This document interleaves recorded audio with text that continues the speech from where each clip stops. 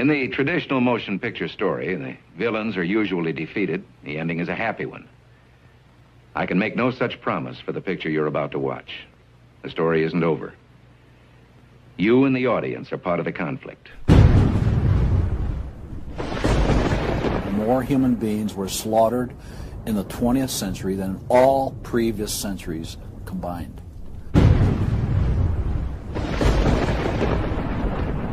We're talking a congressional record, 135 million dead.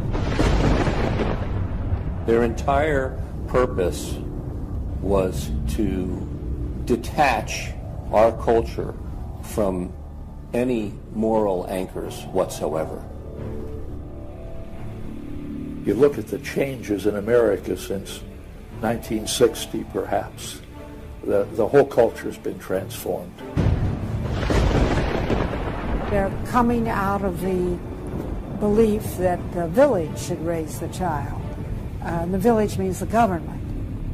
They have deliberately destroyed the American family, understanding that's the foundational block that builds a society. We've come from Norman Rockwell's America to Hugh Hefner's America. If we lose the Judeo-Christian framework, we're lost forever. The left wants you to think that the cultural changes that have taken place in America since the 1960s have done nothing but progress us forward toward a brave new world. They look at what holds society together, they understand it, but they don't want that. They want change, and they will subvert and rot every good and decent thing we believe in, because they have a vision for a new society, and that must mean the replacement of the old society. This film will show that the brave new world they seek is nothing more than the failed policies and ideologies of the communism that enslaved over a third of the world's population during the 20th century. It will show that most people on the left aren't communist, just the useful idiots Lenin spoke of, being used to promote a socialist agenda, which is the first and necessary step toward communism. They basically try to say that the state itself is ultimate, that there's nothing, no law higher than the state, and if there's no law higher than the state, there's no appeal against it. History has proven beyond any doubt that the free enterprise that freedom produces provides more for anyone willing to work than any other system. So why would the left still be pushing their socialist agenda on us? I mean, it's really just microwave communism. There's only two possibilities. They're either ignorant or they're evil. From my investigation over the last 2 years into what has caused America's drastic decline, I'm sorry to say the left won't be able to use the ignorant card. They've left too much evidence of their agenda in their books, articles, and speeches. No, America has an enemy that is getting very close to accomplishing its plan of destroying the greatest country in all world history. Once people figure it out, they're going to do what people everywhere do. They're going to start protesting, and they're going to start revolting. And when that happens, that's when the powers that be feel threatened, and they use the power that they have.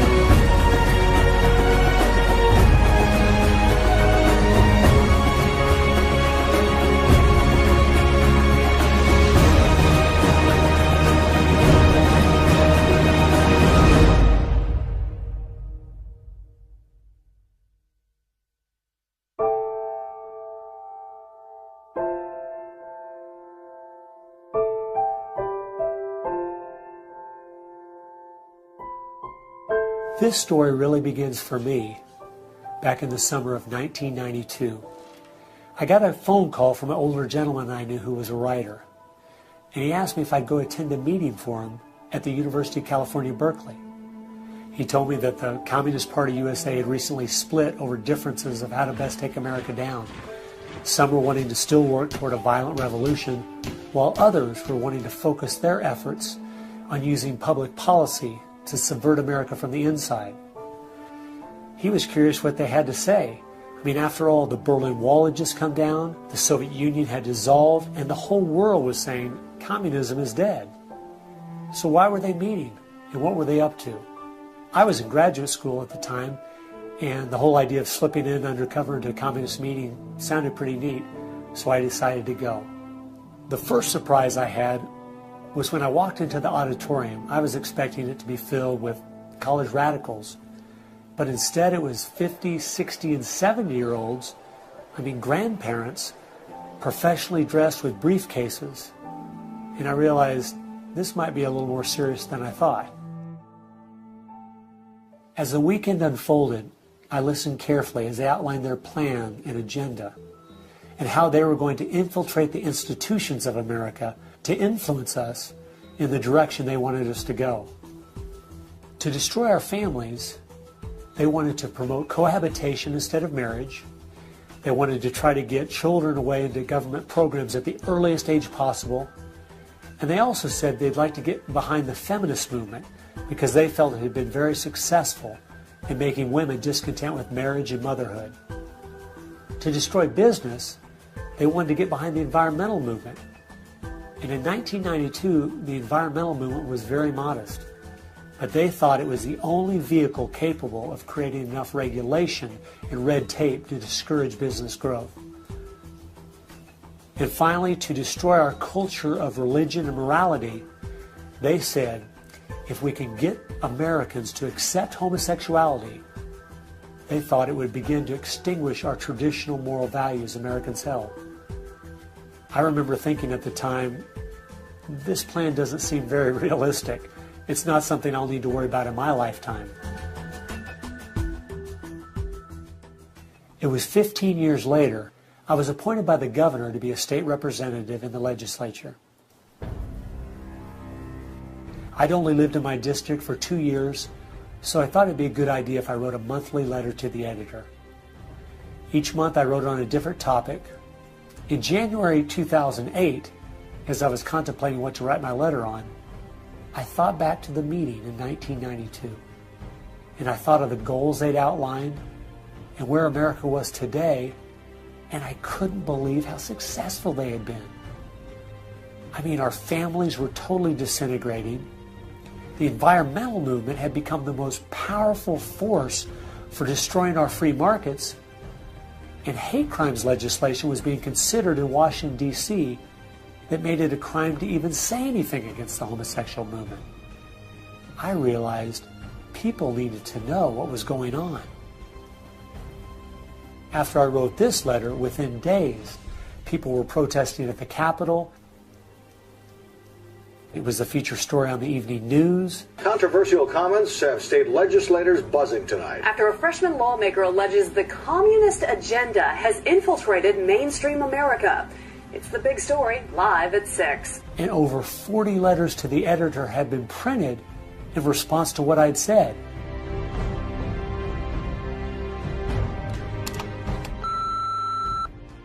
Hey, I just wanted to give you support on your newspaper article. Don't let them grind you down. Bye. I realized then I'd hit on something. One of the letters written in my defense stated that a book from 1958 had outlined a similar agenda. And this got my attention. The book was The Naked Communist by Cleon Skousen, who had been a former FBI agent. And inside the book it documented 45 current communist goals from 1958. And as I slowly read through the list, seeing how specific their agenda had been to subvert us on the inside, I couldn't believe it.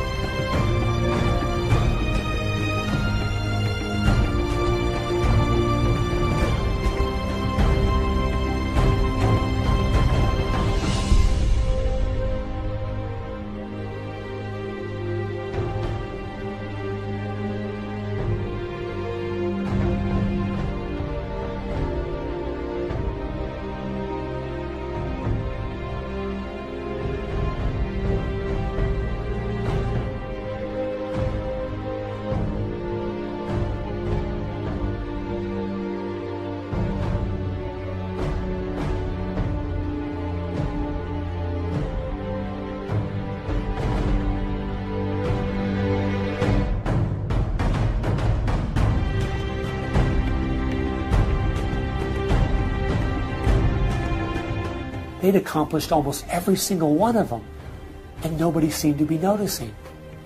For at least the last 50 years, they'd been working actively behind the scenes, in the shadows, trying to move our people and our culture in a direction that was designed to destroy us.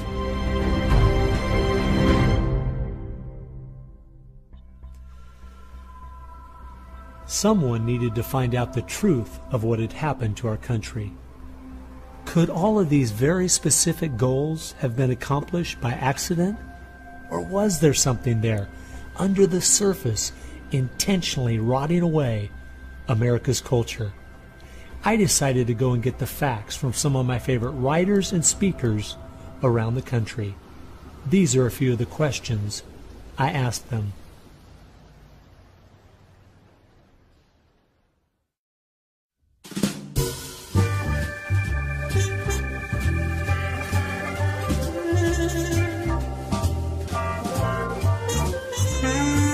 The common myth is that communism is dead, but there are more Communist Party members in the world today than there ever have been.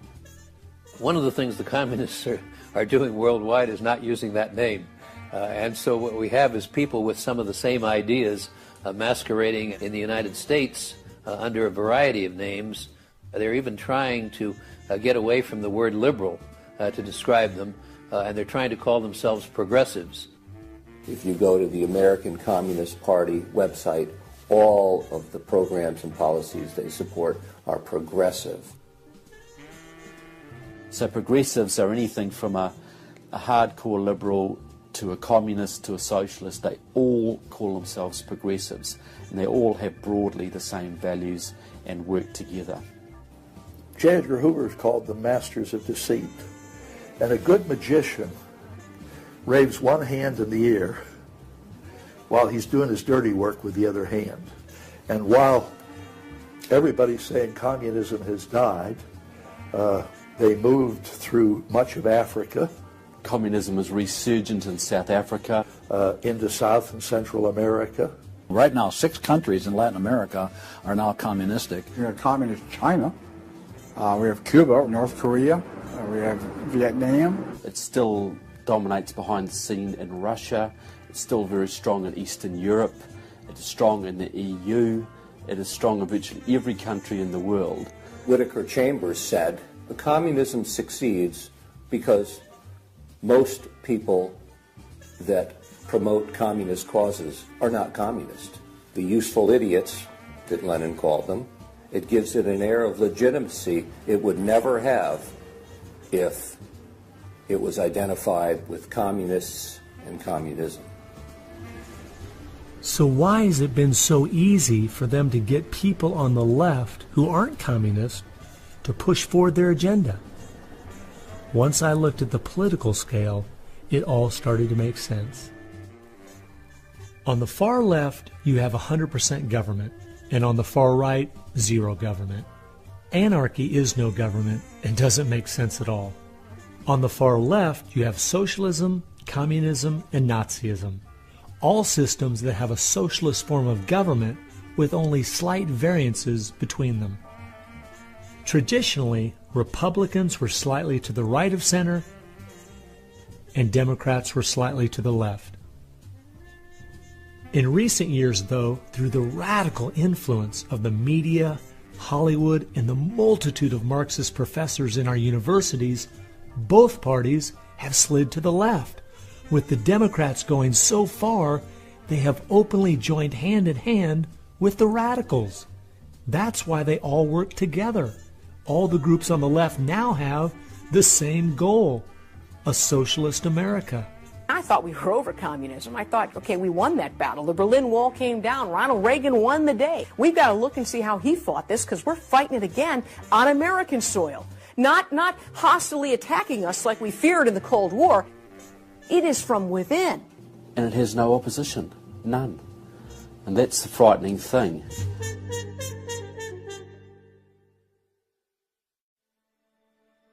I think it's pretty clear to see communism isn't dead. They now disguise it by calling it different names, but the ideas behind it are alive and well. Almost 1.5 billion people still live in openly communistic countries. But unfortunately, most of us in America who are under the age of 50 have no idea what communism means to the people who live under it.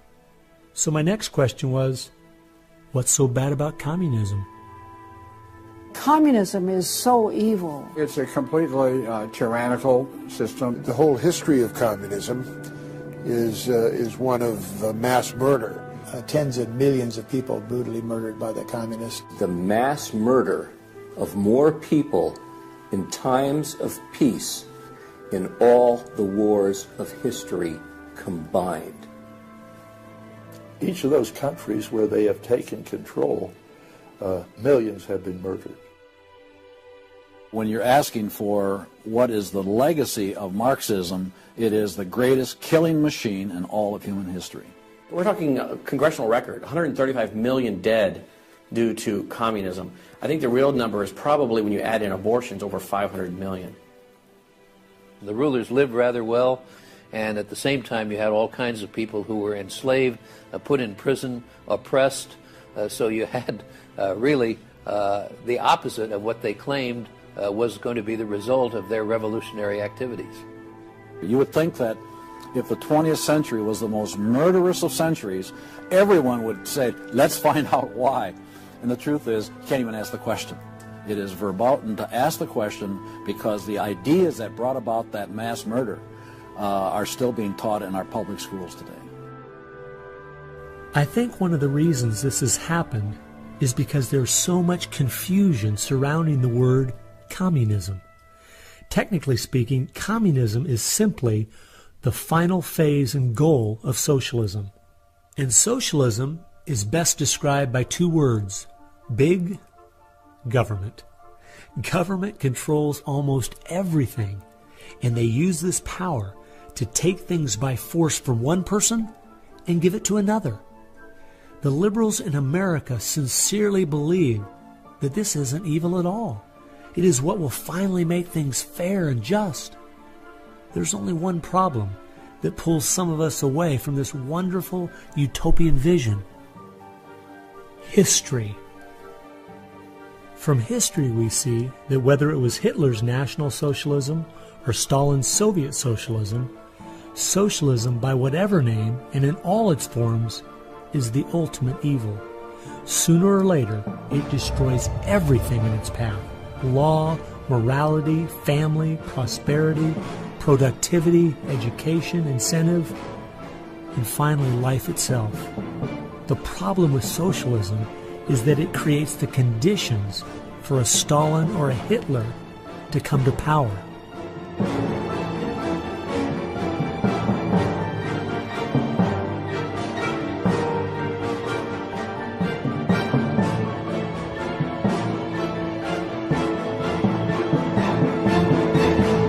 And that's why communism has such relevance today. It's the final destination on the road we're traveling.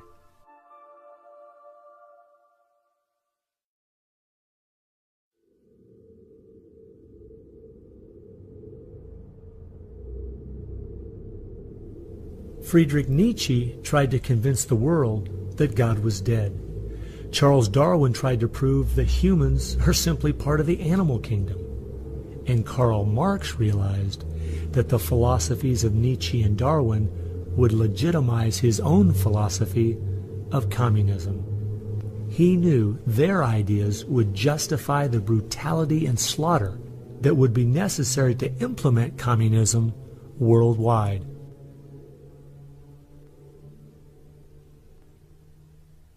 It was in March of 1883, Karl Marx, the father of modern-day communism, died. The assumption that communism would die with him was a logical one, since only 9 people attended his funeral. In October of that same year in London, England, a group was forming called the Fabian Socialist Society. The Fabian Socialists decided that they were going to socialize the world incrementally. They called it socialism by evolution instead of Marxist socialism by revolution. It always worked in tandem with the communists. Some Fabians were also communist. There was a bit of interchange of membership. The Fabian socialists are slowly but surely bringing about the socialization of the world. Europe is pretty well done. They are now working in Latin America. Latin America is not just socialistic in many countries. They're all already Marxist. You have hardcore Marxists in Venezuela, in Nicaragua. El Salvador just went communistic, and of course Fidel is sitting right there laughing at this whole thing. And we haven't even figured this thing out yet. We don't even know there's a red plague coming up to meet us. We think that we're just going to watch the cartoons on Saturday morning and everything will be fine. They had a lot to do with bad stuff happening. There are two things I found that gave me a good idea where the Fabians were really coming from. First of all, their symbol was a wolf in sheep's clothing. And secondly, George Bernard Shaw, who was a leader in the Fabians for almost 50 years, said, quote, "I am a communist, but not a member of the Communist Party. Stalin is a first-rate Fabian. I am one of the founders of Fabianism, and as such, very friendly to Russia," unquote. Fabians eventually begat the Students for a Democratic Society, which begat the Weather Underground, which begat basically the social changes that have happened in America in the last 40 years. Many of the SDS members from the 1960s still have an incredible influence on the direction our country is heading. One is the Reverend Jim Wallace, who was president of SDS when he was a student at Michigan State University. And yet today, he is the spiritual advisor to the President of the United States. They've been friends for many years. They go back to Chicago and the Chicago politics crowd. And during the Vietnam War, he was rooting for the Viet Cong to beat the United States Army. And when they did, he just couldn't believe it. He said it was one of the happiest days in his life. And another leader in the Students for a Democratic Society and founder of the Weather Underground is William Ayers, who has been a longtime friend and neighbor of President Obama. It came out in 2009 that Obama's book, Dreams from My Father, was even written by Ayers. So the influence from the Fabian Socialist Society goes right into the White House.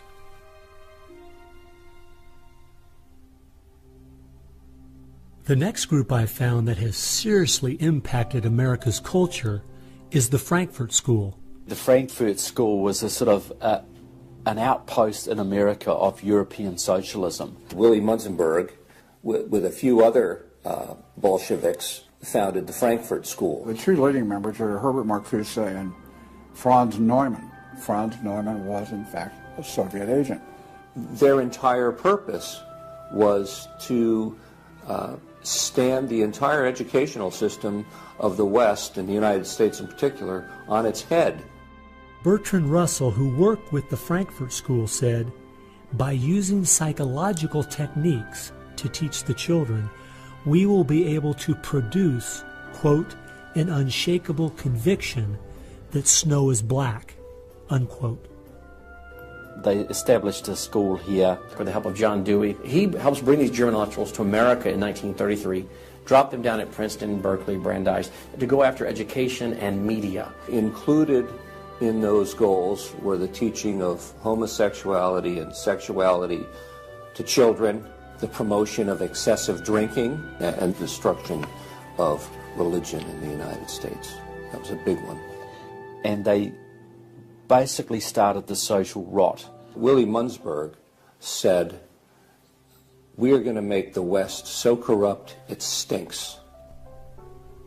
I love spending time with my family, July 4th, baseball, and apple pie, and my mind can't even comprehend that there were groups of intellectuals back in the 1930s plotting and planning how they could make America so corrupt it stinks.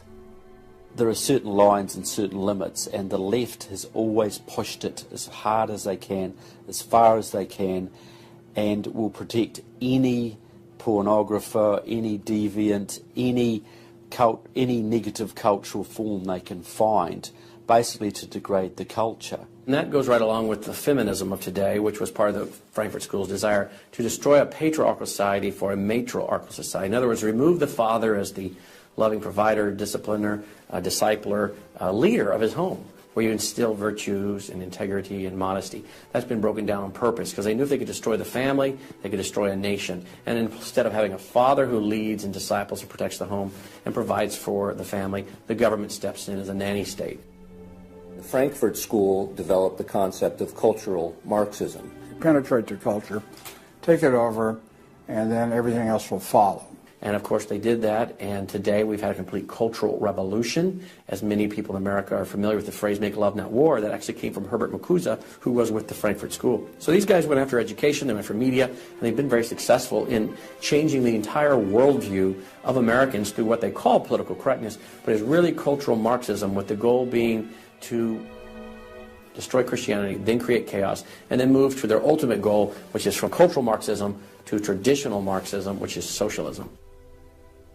Most of the strategy to remake America from within started with Antonio Gramsci, who wrote over 2,000 pages back in the 1930s outlining how to take a Judeo-Christian culture down from the inside. The plan he suggested has been the main focus of the left ever since.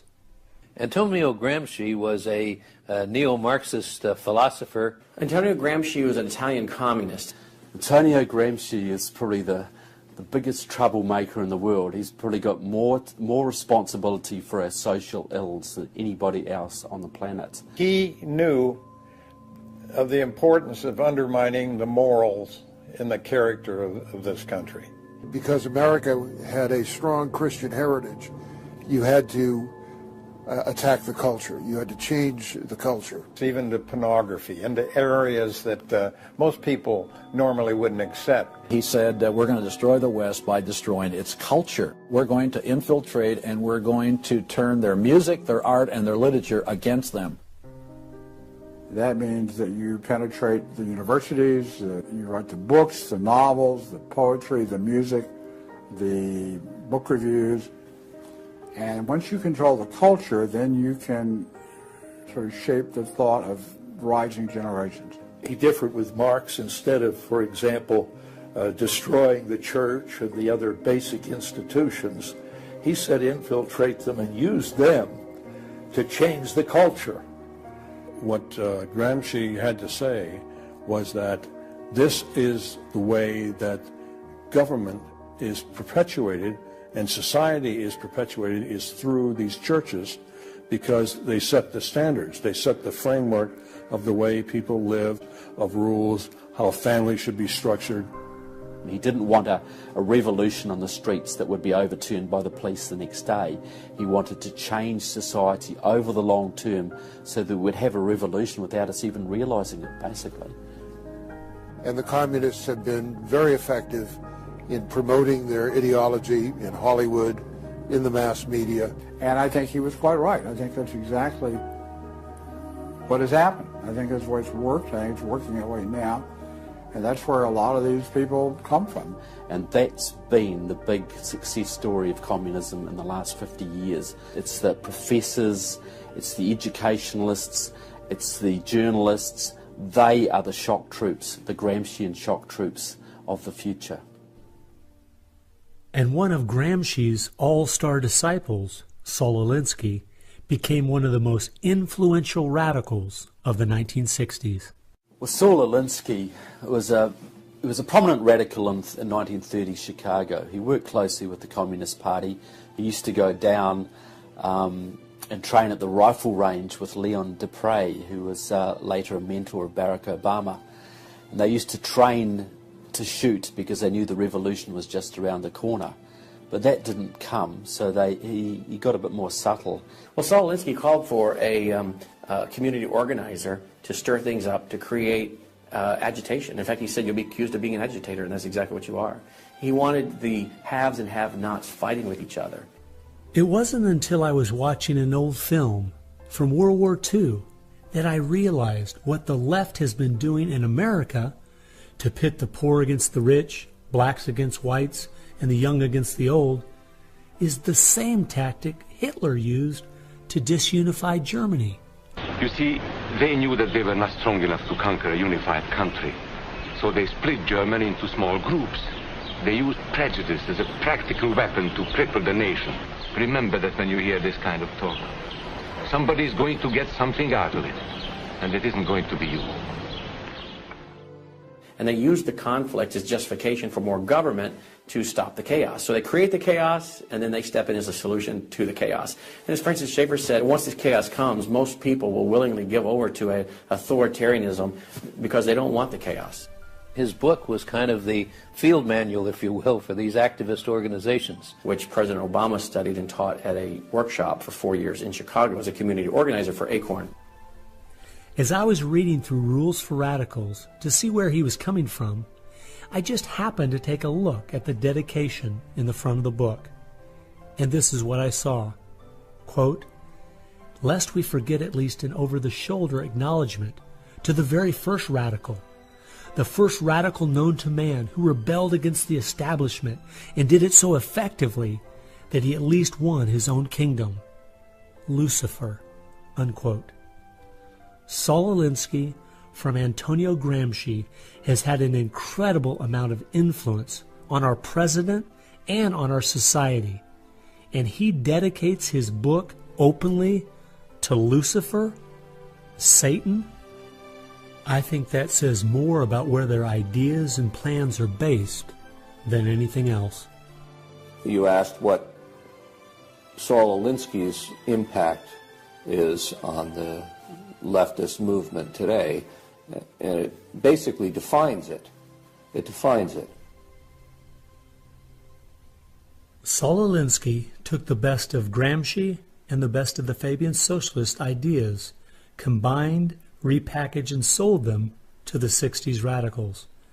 After studying Alinsky, Richard Cloward and his wife, Frances Fox Piven, came up with what is today known as the Cloward-Piven strategy.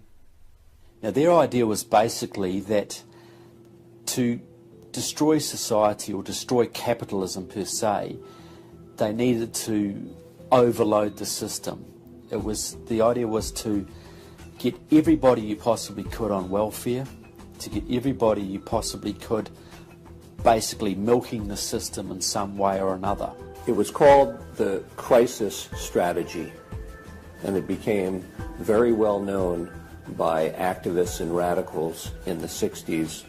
They published an article in the May 1966 issue of Nation magazine called The Weight of the Poor, in which they outlined their strategy. Rathke read that article, and Rathke ended up starting what we now know today as ACORN. And of course, Cloward and Piven had been studying Saul Alinsky. So Antonio Gramsci gives us Saul Alinsky. Saul Alinsky gives us the Cloward-Piven strategy, this husband and wife that said, hey, let's collapse the American economy by implementing so many entitlements, so much of a welfare state at collapse. Rathke studied the Cloward-Piven strategy. He starts ACORN.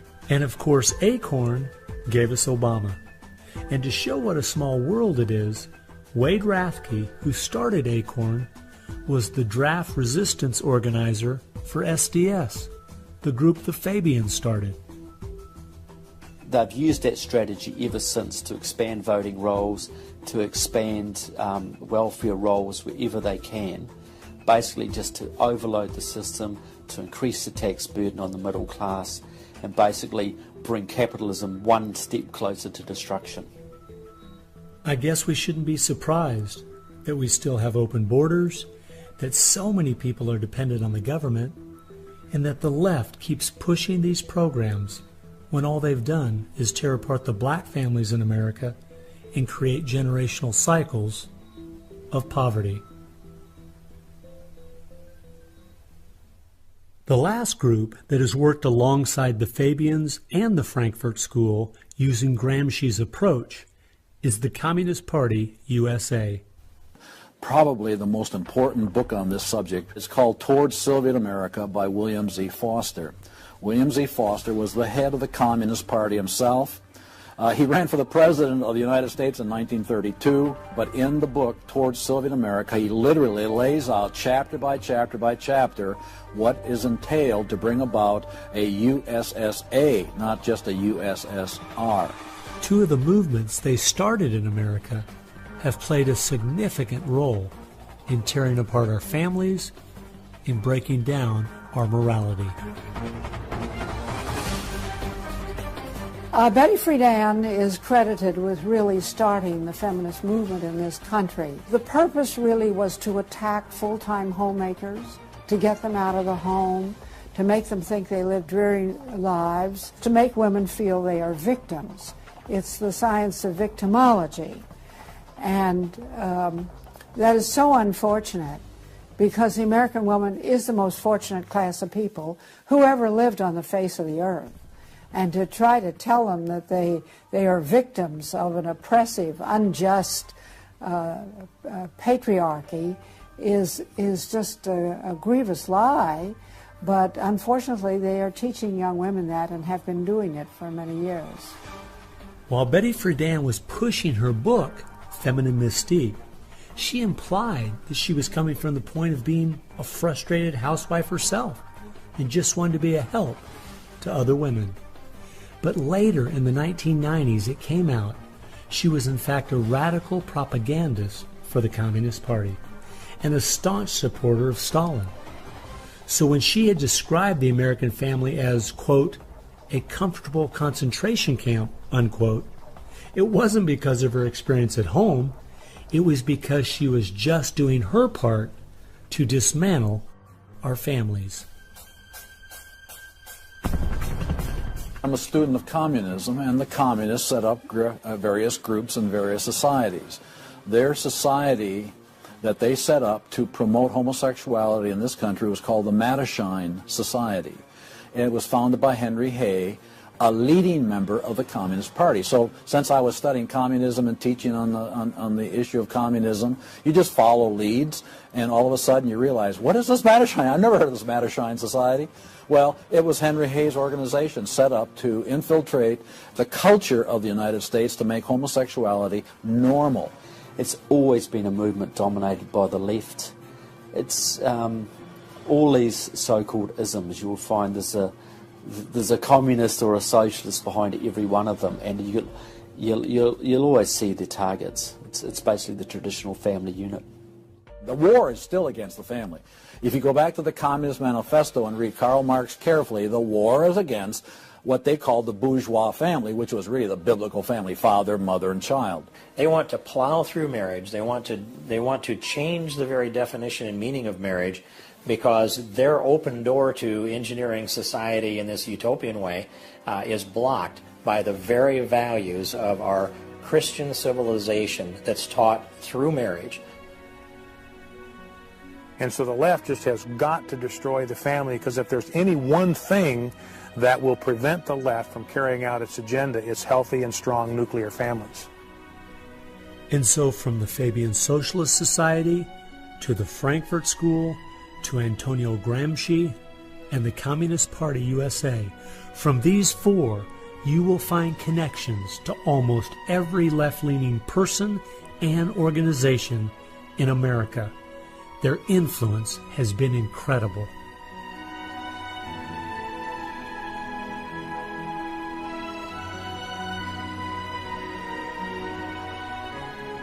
It was in the 1960s all the groups on the left seemed to realize Antonio Gramsci was right. In a Judeo-Christian society, you will never be able to persuade people to rise up in a Marxist revolution and start killing each other off. The only way to take the culture down is through penetrating the institutions of influence to change the people from within.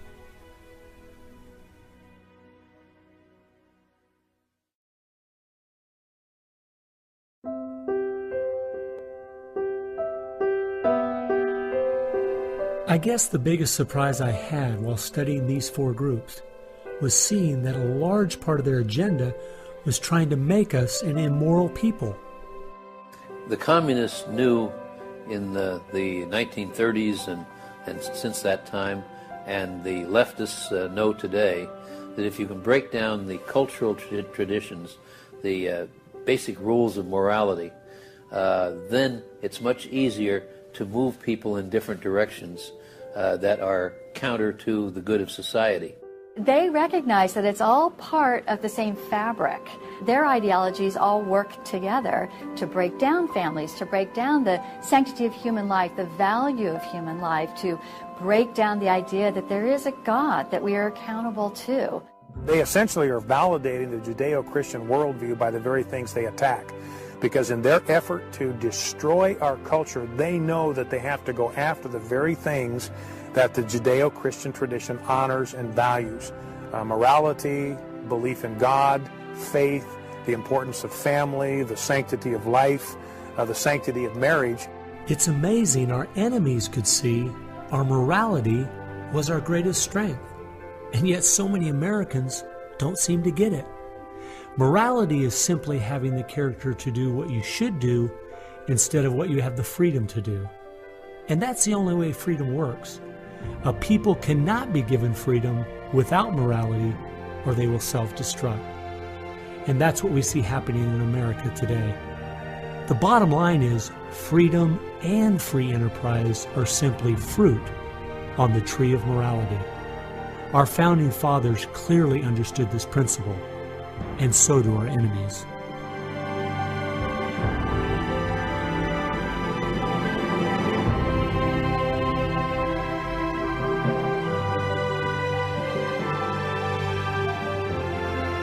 There is an important fact we need to face.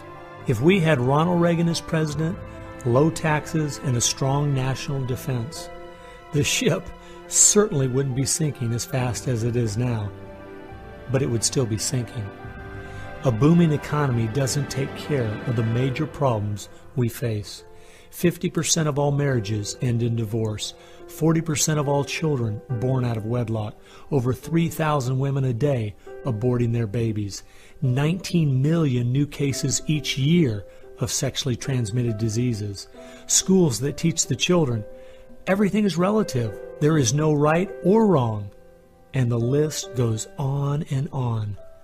I recently read in our local paper that over the last 12 months, almost 7% of all high school students in my state tried to commit suicide.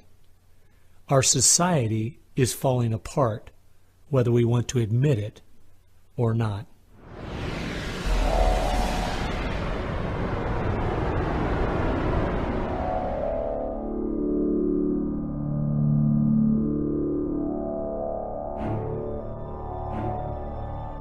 Karl Marx had the insight to see that dethroning God and destroying capitalism went hand in hand. As you attempt to dethrone God by erasing the morality in a society and destroying his institutions, the family and the church, you are destroying capitalism. Because as the families fall apart and the church loses its influence, society starts to crumble. And then government has to expand to pick up the pieces. The question, as Whittaker Chambers put it, was God or man? God or man? Karl Marx was an atheist. Marx's philosophy was that people existed for the benefit of the state. What Marxism did and does, and all the other isms of the modern era, is to try to dethrone God by deifying man. You have to discredit God. He's your competition. The 20th century ushered in several ideologies that sought to devalue God and elevate man. Communism, relativism, humanism, they all deny that there's a God, and they claim that by doing so they're really elevating man. But if you look at how each of those philosophies end up working out in real life, there are always some classes of human beings that don't deserve the same value or rights as anyone else. To turn it around, to believe in freedom, the way we have been raised, you have to believe that there's something precious about every human person. And of course that's from the Bible. Imago Dei, we are all created in the image of God. Therefore, every human being is entitled to respect and dignity and freedom, and that is distinctive to biblical religion. You don't find anywhere else. Almost all the ideas that have made America such a unique and great country our founding fathers got straight out of the Bible. I guess that's why the left only has a problem with one religion, biblical Christianity. They never complain about separation of church and state when it comes to Islam, Buddhism, Hinduism, or any of the other religions. In fact, a couple years ago, the Dalai Lama came to my town, and during the school day, at taxpayers' expense, thousands of our local school children were bussed in to hear him talk. I wonder if they would ever do that for someone like Billy Graham. No, they must destroy the Bible's influence in America so they can step in with big government in its place. It's an age-old question. Are we going to believe in God, or are we going to play God ourselves? Essentially, for the left, the choice that they see very clearly is people are going to depend upon God or they are going to depend upon government. They want people to depend upon government, so they have to destroy faith in God. At its core, it's a rebellion against God and God's laws. And that's what the battle is about. That's what the assault is on. That's why Christianity is a target. And that's why we saw the gulags in the Soviet Union. We saw the concentration camps in Nazi Germany. And all the ideologies that elevate man end up devaluing certain human beings. Dictators of the left, Hitler, Stalin, Mao, Castro, and all the others, always have come to power by acting like they're going to change things to make it better for the people. Yet history has shown us the devastating results that have happened every single time. There is no example in history of big government that didn't abuse its power over the people. But people who have believed in the God of the Bible and that our rights are a gift from Him to everyone have always stood up for the preciousness of every human life. You look at those who have fought for true human rights throughout the ages, and it's those that do have a strong faith in God, those who fought against slavery, and those now today who are fighting for the sanctity of human life. Like the Declaration says, we hold these truths to be self-evident, all men are created equal. Aristotle didn't believe that. He said, no, some people are born to be slaves, and some other people are born to rule over them. And the reason that you and I know different, and it's not because we're smarter than Aristotle, he was a smart man. But we have something he didn't have. We have the Bible. And so, therefore, that's where we get these ideas. And from pagan antiquity or neo-paganism or all the modernisms, you get the opposite. After studying this topic for the last 2 years and reading literally hundreds of their books and articles and speeches, I've come to the conclusion, whether the left knows it or not, their plans and goals can all be summed up very simply. They are at war with God. A people that are moral and believe their rights come from God would not only never want what they're selling, but would also never need it. And they know that.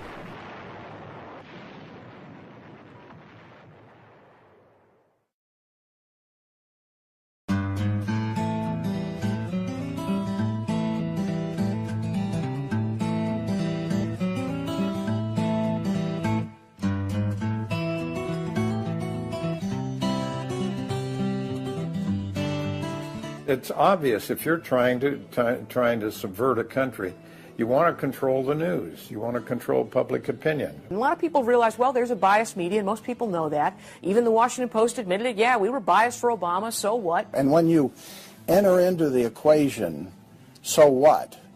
That means the biases, the opinions of the reporters enter into what is news. They decide whether you have a right to know. It's no longer a bias. They turn from just political bias to activism. They go to the places that influence, or I should say, where they can have leverage. Generations of journalists have been trained to interpret events, interpret the news, not report the facts, interpret the news. They do not deal in facts because facts aren't effective for them. They have very few facts on their side. They've gone into and penetrated these major areas to where they can influence it in the direction they want to go. We've seen a massive shift away from old-fashioned objective news reporting to what he called interpretive reporting, what others call advocacy journalism. And it's advocacy for a cause. And as a result, we have a news media in the United States that is extremely liberal at the present time. Which was a major, major goal, to control not merely the newsprint, but the television media and Hollywood. Stalin said himself, if I could control Hollywood, I could rule the world.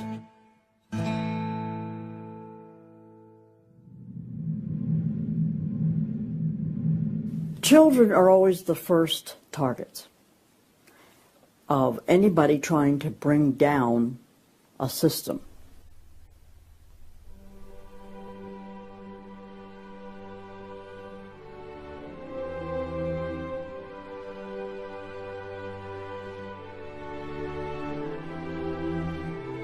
John Dewey is believed to be the most influential man in the whole area of public education. He went to Russia in 1928 to help study the Karl Marx way of education and bring it back to America. Dewey was an atheist. He was a socialist, a humanist. He was part of the Socialist Society in America, helped found that. What he believed in was that education should socialize the child to make him a willing tool of the state. It might be surprising to some that the man who is still idolized as the father of public education in America is the very man who did everything in his power to dumb down our children so that they would willingly accept his vision of a socialist America. It started with Dewey in the early 1900s. It expanded, really expanded since the 1960s. The hard left gets control of the teachers' unions and the training colleges. If you've got those two institutions, you can pretty much dictate all educational policy. The people who were demonstrating against our country and against our government in the 1960s have now become tenured professors in the universities. So they're the ones who are writing the textbooks, teaching the teachers, running the teachers' colleges. And it's self-perpetuating, because once you have the universities, then you train more cadres and more and more and more. And they discovered that they could do more to remake our country by going into the schools than they could by throwing bombs. I believe the average patriotic American underestimates the importance and influence education has on their children. That's how the large majority we had in 1980 to elect Ronald Reagan in a landslide has been lost. It's not because the other side has had lots of children. No, they're aborting theirs. But instead they're capturing ours through the propaganda they teach them, 7 hours a day for 13 years, and even longer if they attend college. We are losing most of our children to the other side because of the anti-American, anti-God, and anti-free enterprise rhetoric they are filled with in the government schools. Government schools are not teaching basic reasoning processes. They're not teaching logic. They're not teaching actual data of history and science and mathematics. And if your education is rather limited, then you're inclined to believe that government can be the solution to your problems. When you look at the desks in the schoolroom, you'll find 4 together, or maybe a table, they sit around a table. Independent desks are very rare in most classrooms because they don't want to promote the self-sufficiency, independence mindset. You go back to William Z. Foster in his book, Towards Soviet America, you will see how he has a whole chapter there on how we have to supplant education in this country and ultimately force every student to attend public school. That's the other thing. I hope the homeschoolers catch on to this. The homeschoolers and the Christian day school movement are going to have some very rough times ahead of them because the public school crowd cannot afford to have any competition. And they're being given plenty of competition by the homeschoolers right now. You see the effects of that lowered educational standards. There's no more studying of the classics or studying of the civics or you know, how the US Constitution was formed. It's all progressive education. It's all based on the identity politics, the isms, the current trendy isms, environmentalism, racism. They're training them for the collective, and a collective mindset and a dependency mindset. And it seems that they, again, want to have people be uneducated, so then they do become wards of the state. They're dependent on the government to provide everything for them. It's under 10% of kids believe that there is an absolute right and an absolute wrong. And why are we surprised? We've sent our kids into this government system that indoctrinates them, that teaches them about tolerance and diversity and multiculturalism, and not about reading, writing, and arithmetic, not about what our founding fathers had to say. It's consequences. Few would argue that the education the children are receiving in the public schools is pathetic at best. But with the amount of tax dollars we spend each year, over twice as much as it would cost to send the students to private school, why do we allow this to continue?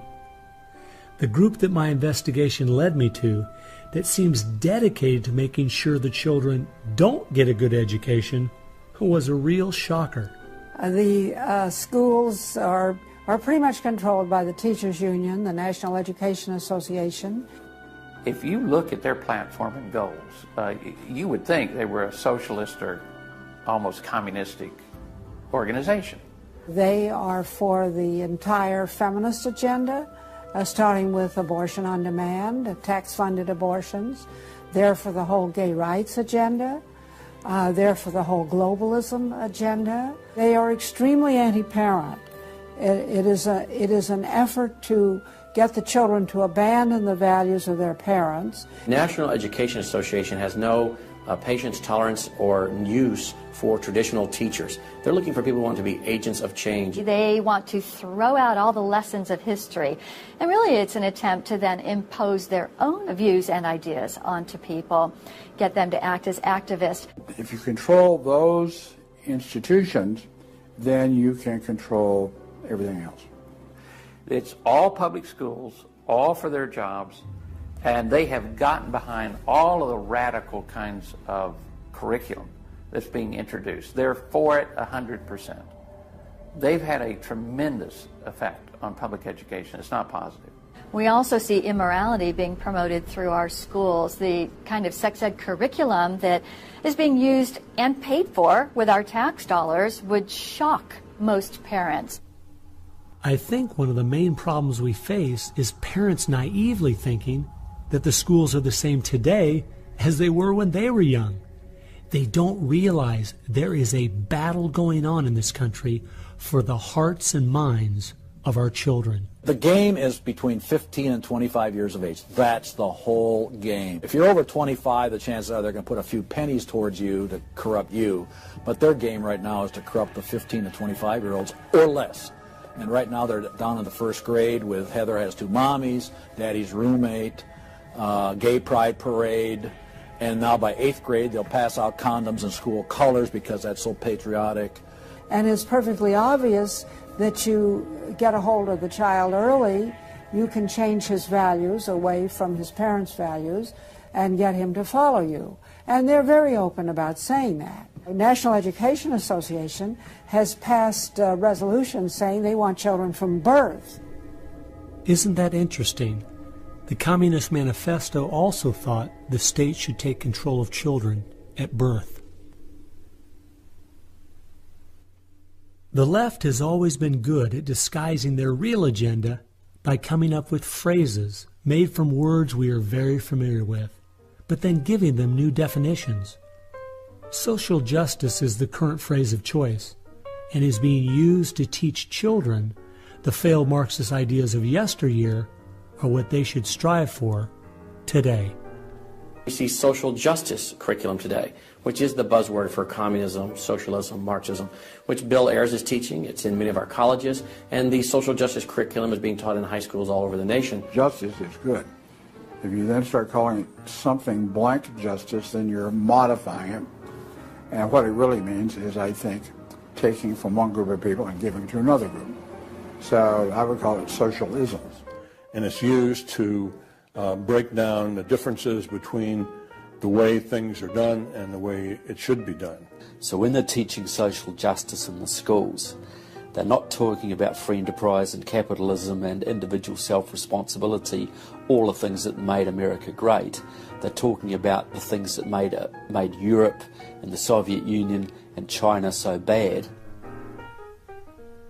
The longer we allow our schools to teach the children that America has so many faults it's not worth saving, instead of the fact that even with its faults, it is the greatest country that has ever existed, the less chance we have of ever turning our people back from the dead-end road we're currently on, a road that promises to give us a perfect world if we'll only give up our sovereignty and our freedom. You're going to find more and more of the following. This is now called a world pledge. We no longer want the Pledge of Allegiance to the flag of the United States of America because that is considered nationalistic, and of course the socialists, communists, and the Marxists and the extreme left wing in the country want nothing to do with it. I pledge allegiance to the world, to care for earth, sea, and air, to honor every living thing with peace and justice everywhere. This came out, first of all, in Superior, Wisconsin. So Superior, Wisconsin was their guinea pig, and there was very little said against it, and so it would then go to the next and the next and the next, and before long you'll have the whole school system standing up saying, I pledge allegiance to the world instead of I pledge allegiance to the U.S. The public schools right now, if you'll read Towards Soviet America, have nearly accepted every item that William Z. Foster said we needed to place into the public school curriculum. And we're seeing the results. You know, people are not as informed as they once were. They think in different ways, and they think in the way that the left intends them to think. Antonio Gramsci realized that if you can take over the institutions and the culture, you will be able to use those to influence society to create the socialist man you want. I think the most brilliant part of his plan was that he realized you could not only create a man that wanted big government to take care of him cradle to grave, but, and this is the genius of Gramsci, you could create a man that needed big government to take care of him cradle to grave. A man so dumbed down and so minimized in society, he wouldn't have the intellect or character to take care of himself.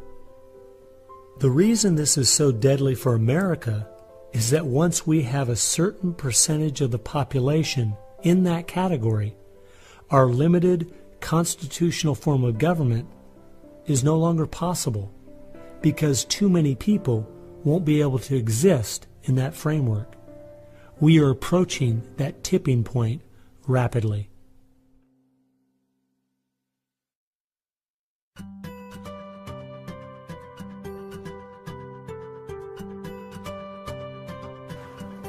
If you can persuade people that government should be in control of the distribution and use of energy, you can persuade them, or rather, you have persuaded them of the necessary and sufficient condition for government control of the most intimate aspects of our lives. One of the main thrusts of socialism these days is obviously through the environmental movement. You know, one hates to pick on Al Gore too quickly and easily, but I read the whole of his book, Earth in the Balance, Ecology and the Human Spirit, back in 1992 when it was first published. And if you know anything about the history of political philosophy, you read the last chapter in that called A Global Marshall Plan, and you understand that there is no way to implement what Al Gore was calling for in 1992 in that book except by means of totalitarian world government. Patrick Moore, who was a co-founder of Greenpeace, and he was a very dedicated environmentalist, quit Greenpeace when he realized that it had been captured by radical leftists who were intent on using the environmental movement as a vehicle to destroy capitalism. How many factories work when there's a power outage? None. You want to hurt business, you want to drive down industrial production, you just drive up the prices of energy, you just diminish its availability, and the easiest way to do that is to make people scared to death of the cheapest forms of energy, which are fossil fuels, oil, coal, natural gas, and nuclear energy. They had already made people afraid of nuclear because of irrational fears of nuclear reactor meltdowns, which were physically impossible anyway. But then they had to figure out a way to make them afraid of fossil fuels. Well, the way to do that was to say they're going to cause catastrophic global warming. So I used to think this was just one great big distraction. If they want to put their energies toward the environment, but now I see that this is now being turned around and used as a tool to further a socialist agenda. Charles Rubin, a political scientist who wrote the book The Green Crusade, has told this story extremely well. Environment comes from a French word meaning surroundings. Well, now, what is surroundings? Everything around you, right? And so, as Rubin points out, environmentalism is literally everythingism. And so, if you were a socialist committed ideologically to the notion of government having control of everything about our lives, and you saw that you were losing the contest in terms of the creation of wealth and its distribution to capitalism, you had to find some other basis on which to promote your vision of government and to pursue its implementation. Environmentalism, or everythingism, was the perfect card. In December of 2009, when the ClimateGate scandal broke open and it became public that even the leaders of the movement knew the whole global warming idea was a farce, it wasn't them just having bad data. We as Americans knew once and for all that this movement was simply part of their agenda. It's my guess that regardless of the evidence that comes out against them, they will not let this tool they have waited the last 100 years for go to waste. A tool that gives them the absolute power and control they want, but allows them to get it under the guise of saving the planet.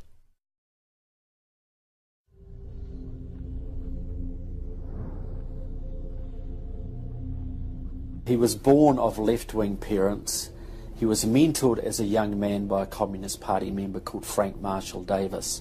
Now, Davis joined the Communist Party in Chicago, and he was very well connected there. So young Obama eventually wound up in Chicago, and he started working with the very same people that had been working with his friend Frank Marshall Davis. All of his associations have been with people that are way left of center, hardcore left. And he's doing nothing more than what is predictable based upon that background. The nicest word for his agenda is the socialist agenda, and we could go on down the line of the other descriptors of the types of an economy and a society that he's building. He's all the things that Gramsci wanted to use for social change. Yeah, he's the epitome of the movement. If you think there's no way that so few could be so effective, consider this. When the Communist Party USA split in 1992, the group that formed was the Committees of Correspondence, and it was their meeting I attended that summer at Berkeley. As I started researching that group, I saw that many of the same people who started or have worked with the Committees of Correspondence and its sister organizations were the same people who were involved with President Obama's campaign and administration. I found file after file on Trevor Loudon's website documenting with footnotes and photographs these connections. The radical left has been so successful they have persuaded the American people to put one of their own in the White House.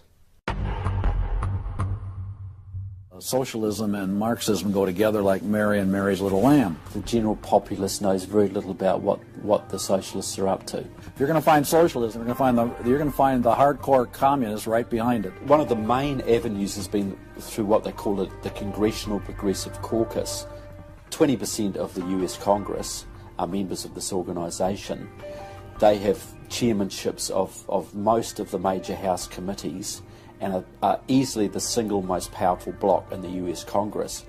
And virtually all of them are tied to either Democratic Socialists of America, the Communist Party USA, or other radical organisations. We're literally at this very time watching what's transpiring and has been going on from the Fabian socialist point of view from 1883 to the present. So these guys don't give up. And they're going at a breakneck speed because they know they've got an opportunity now to change America in a way that can never be changed back. And they're going for broke. The Bolsheviks, they're just waiting in the woods and they're just smiling like you can't believe. You just read the Communist Party USA blog and they just can't believe their good fortune. Every time they turn around, they just can't believe this is happening. They're like me. I'm a Christian conservative and I can't believe they've been so successful in doing this. The left has started multitudes of foundations and nonprofit organizations, many of which are using our tax dollars to grind America down.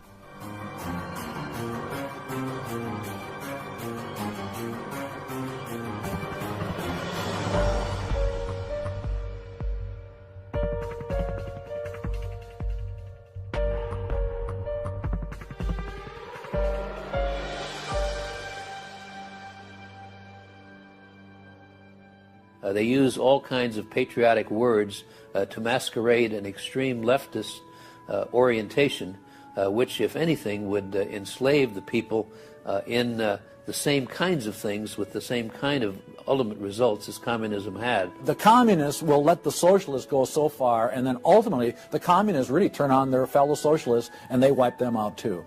And their attitude, I think, is really probably pretty close. They figure, look, if these socialists betrayed their own country, the chances are, once we get in power, they'll betray us too. So they'll figure, let's just rub them out right now. And at a given point, you'll see in the history of communism that they've been very effective in rubbing out their fellow socialists who brought about their socialism before the Bolsheviks and the hardcore communists with a capital C took them over.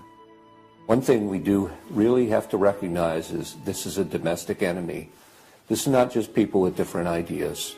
These are not just nice folks who have funny, silly ideas that they will eventually figure out are just not very mature.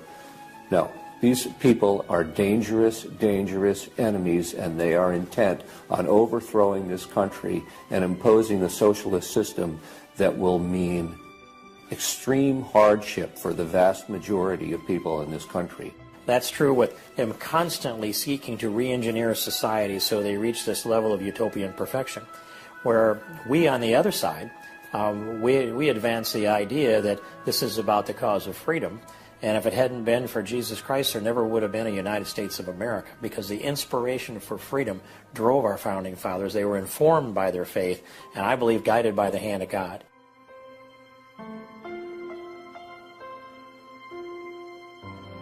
No. No. Perhaps treacherously close. It is never over until it's over. When the fat lady sings, isn't that the slogan? And when the fat lady sings, it's over. Now, she might be clearing her throat. We saw the great country of Germany in the 1920s brought to its knees. Hitler came into power and destroyed the country. We see countries like Zimbabwe in Africa, which was once a prosperous breadbasket, now just wrecked. Argentina was destroyed by the socialist Perón in the 50s. It was one of the richest countries in the world. So, no, we're not at the point of no return, but it's getting pretty late in the day. There's no time to be casual, that's for sure. We've spent too many years thinking, because we have Republicans in office, or the stock market is doing well, that everything's okay. This is why the left has gained so much ground. It doesn't matter who's been in office. They've just continued pushing forward with their agenda. Well, I believe this is our last chance to push back.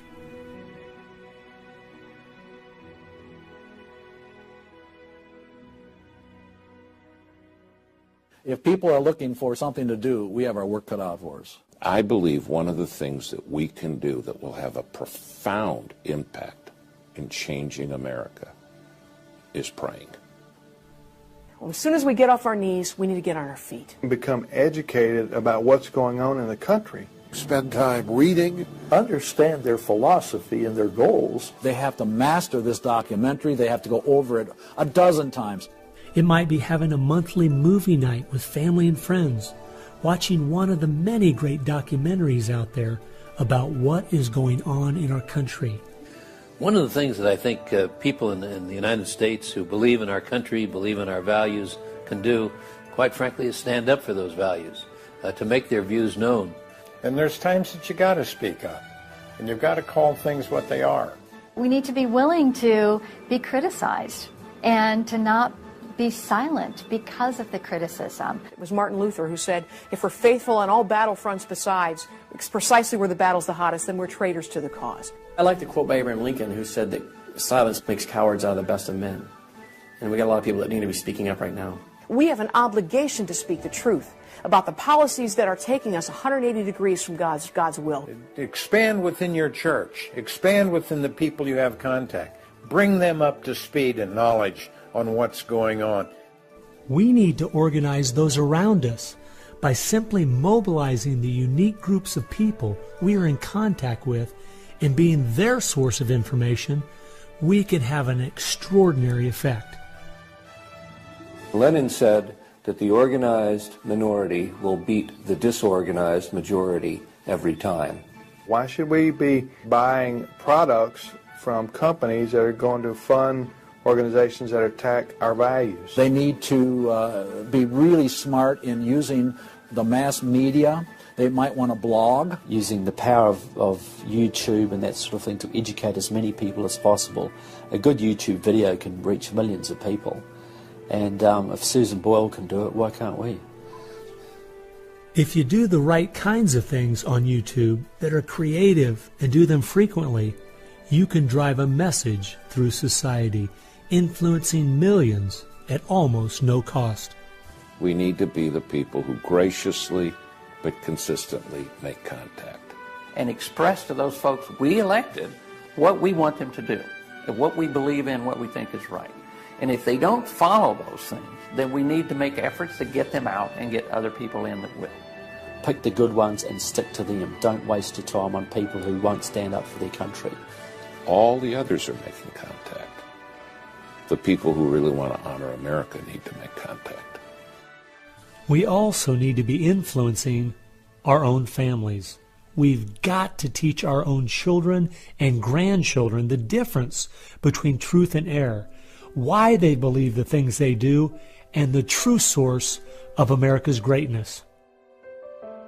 If what we're talking about is true, the most important thing we can do is protect our young, because that is where all of this is leading. They need to get that younger generation under their belt. And more parents are going to have to say, they're just going to have to sacrifice and take responsibility for their kids' education, because that's really where it starts, to impart that belief. The Southern Baptists, we're seeing that 85% of their kids, after they get out of their home, are essentially rejecting their faith, rejecting what they were taught. And of course, I think the reason for that is because their parents didn't have a lot of influence over them. I believe the public schools are the greatest cultural influence in this country. You homeschool your kids or get them in a Christian day school. If there is any way at all, homeschool your children. Homeschoolers out-test everybody. Our children need to be taught from Scripture a properly biblical worldview. That requires time. It requires effort. It requires purpose. Our minds should be the sharpest minds in the world.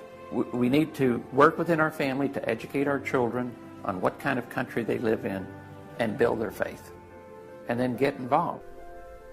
The left has been working for decades to push us away from God and His laws, and we need to be willing to sacrifice whatever it takes to turn our country back to Him. Throughout our history as Americans, though, there has always been a great price to be paid for preserving, protecting, and defending this great land. the people who built America paid a great price. The people who went to war for our nation, boy, did they pay a price. And one of the American values was, we will pay a price for what is right. We will give of ourselves, even if it requires the giving of our lives. That was an American value. That's why it is such a heroic and honorable thing when a soldier defending us pays that price. That's like when you go to Arlington Cemetery in Washington, or the Tomb of the Unknown. You stand there and you say, this is America. We were the people who so believed in these values that it's an honor to stand for, even if it can cost you your very life. One thing I think we do need to remember, though, is that as we look at those we consider to be heroes in the past, they weren't people who just went along with the status quo.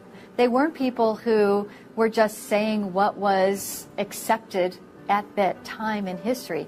They were people who were rising up above the evil that was being committed in their culture at that time. That's why they were heroes, because they weren't like everyone else. Never, ever lose sight of the power of one individual American. They can have an unbelievable magnifying effect just by the very fact they make up their mind to do so. The hope is in this, as Francis Schaeffer said, that as the dull ache of the human soul can no longer be filled with material prosperity, people are going to turn to spiritualism, whether it be pagan spirituality or biblical Christianity. We know, according to the Denver Post, June of 2008, pagan spirituality is doubling in America every 18 months. So we better get out there, because I'll tell you, pagan spirituality and Christianity will both get you to God, but one will get you there as your judge, as your Savior. If we humble ourselves, we fall to our knees, if we seek His face, we pray, and we turn from our wicked ways, then we have a chance for God to hear from heaven, to forgive our sins, and heal our land.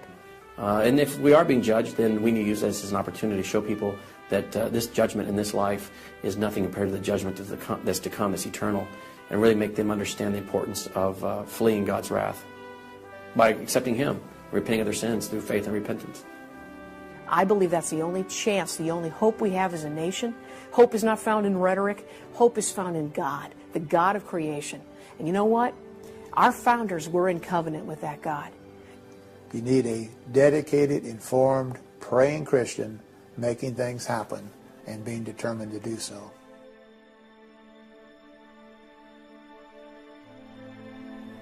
Time has only allowed me to present a fraction of what I found. The reason I called this film Agenda is because I wanted to make a clear distinction between what I was researching and all the conspiracy theories out there. The dictionary says a conspiracy is an evil plan formulated in secret by two or more persons, but an agenda is simply a list of things to be done. At every turn of my investigation, I have found agendas by people and groups of the left outlining their plan in their own words. They've been doing most of this right out in the open. Some of you might be thinking, these Marxist ideas aren't the most serious threat we face. What about militant Islam, our open borders, the national debt, or even China? Well, I agree. America is facing so many serious threats right now. But the reason I believe this is the most dire is because it's destroying us on the inside. Through the political correctness and dumbing down, it's causing us to lose our ability to call evil evil and stand against it. I fear for our country. If we go along business as usual, not informed, not aware of what's going on, then the very small minority that have a plan and are great at organizing the uninformed and misguided will make sure their plan is carried out. I hope you realize it won't just be your children and grandchildren that pay the horrific price of living in the society they're trying to create. No, it will be far worse than that. Every time a civilization goes down or a country goes down militarily or economically, somebody else fills the gap. Now, if you look around the world now, it's going to be China, which is massively arming. You've got Russia, which is becoming increasingly belligerent. You've got the radical Islamic world, which works hand in glove with the Russians and the Chinese all the time. You've got a virtually red Latin America. You've got a neutral socialist Europe. So America hasn't got a lot of friends left in the world. Now, that's just not going to affect America. That's going to affect every single remaining country in the free world. Who's going to stand up to China if America doesn't? Who's going to stand up to the Russians? Is Europe going to do it? Australia, New Zealand, Canada? Not a chance. If America, and this is the point I think Americans need to comprehend, if America goes down economically, it will go down militarily. If America goes down militarily, we all go down. The free world is finished, and it will be finished for a very, very long time.